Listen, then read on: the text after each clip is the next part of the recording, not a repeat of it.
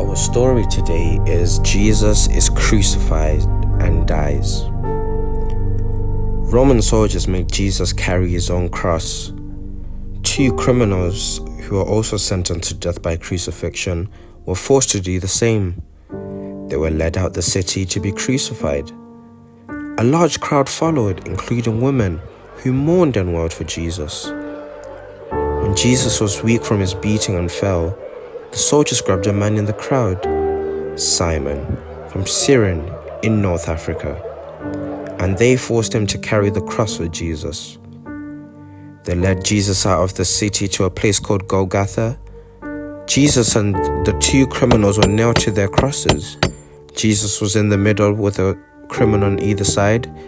It was 9 o'clock in the morning.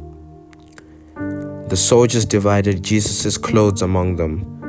The inner garment, woven in one piece without seams, was too valuable to divide, so they cast lots for it. It fulfilled the prophecy of Psalm chapter 22, verse 18, which says, "They divided my clothes among them and cast lots for my garment."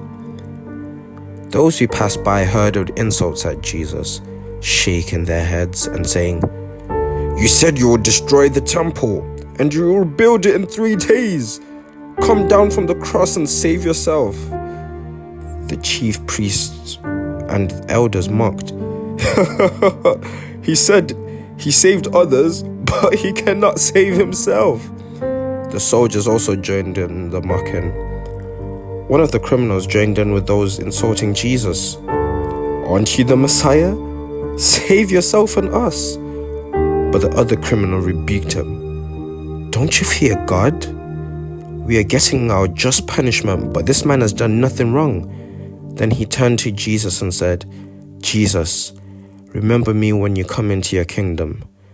Jesus replied, "I tell you the truth. Today you will be with me in paradise." At noon, darkness came over the land until 3 in the afternoon. At around 3 in the afternoon, Jesus called out in a loud voice, my God, why have you forsaken me?" Then Jesus exclaimed, "Father, into your hands I commit my spirit." He breathed his last breath. The Roman centurion in charge of the crucifixion, who had been watching Jesus die, suddenly praised God and said, "Surely this was the Son of God." As evening approached, the next day was the Sabbath. Pilate gave permission for the legs of those crucified to be broken so they would quickly die. The legs of 2 criminals either side of Jesus were broken. However, as Jesus was already dead, a soldier thrust a spear into his side and blood drained out. It fulfilled the prophecy that not one of his bones would be broken in Psalms chapter 34, verse 10. And they'll look at the one they have pierced. Zechariah chapter 12, verse 10. A good and upright man named Joseph from Arimathea, who was a member of the Jewish council, went to Pilate and asked permission to bury Jesus, and Pilate agreed. Joseph took Jesus' body, wrapped it in linen cloth, and took it to an empty tomb cut in the rock. A large stone was rolled over the entrance. The Pharisees, aware Jesus had said, "After 3 days I will rise again," asked Pilate to post a guard on the tomb.